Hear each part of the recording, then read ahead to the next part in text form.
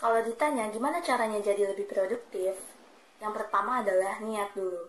Ketika kalian klik video ini, itu membuktikan kalau kalian sudah punya niat. Kira-kira apa sih yang harus kita lakukan untuk lebih produktif? Gak usah khawatir. Di sini aku bakal sharing gimana caranya mengubah hari menjadi lebih produktif daripada sebelumnya. Tips pertama adalah buat planner.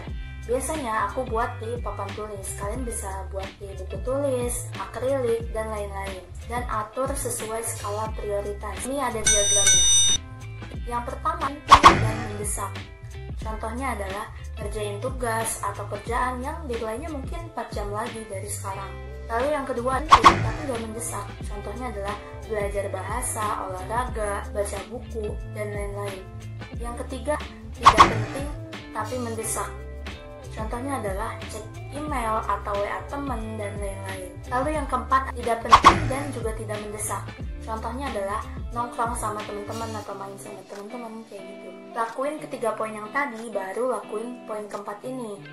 Itu cara menjadwalkan kegiatan berdasarkan skala prioritas. Lalu tips yang kedua adalah nentuin target. Nah, dalam kegiatan yang udah kalian susun itu, kalian tentuin target. Misalnya, menyelesaikan 10 dari kegiatan yang udah kalian tulis. Dan kasih reward ketika kalian berhasil melakukannya. Misalnya, beli makan atau jalan-jalan santai. Terus, kasih punishment ketika kalian gagal melakukannya. Tapi, kasih punishment-nya ini yang positif. Misal, baca buku lebih lama daripada sebelumnya. Tips yang ketiga adalah jaga kerapihan. Bayangin ya, misalnya kalian lagi butuh banget suatu barang, tapi karena barang itu hilang, habis waktu untuk mencarinya aja, misalnya 20 menit. Contoh kalian lagi mau ngerjain tugas, tapi pulpen kalian hilang, otomatis nanti mood kalian tuh jadi hilang juga, dan malah nggak ngerjain. Lalu tips yang keempat adalah jauhkan distraksi. Distraksi yang paling umum menurut aku adalah handphone. Tapi jangan sampai handphone ini mengendalikan kita.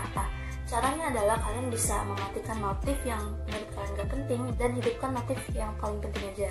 Karena ketika kalian lagi fokus akan suatu hal, terus tiba-tiba ada notif promo dan lain-lain, itu cukup mengganggu. Lalu tips yang kelima adalah me time.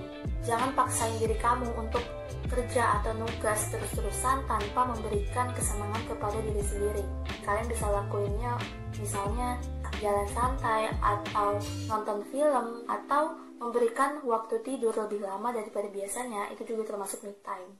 Itu 5 tips dari aku, semoga bermanfaat ya. Sekian dari aku, Safety. Assalamualaikum.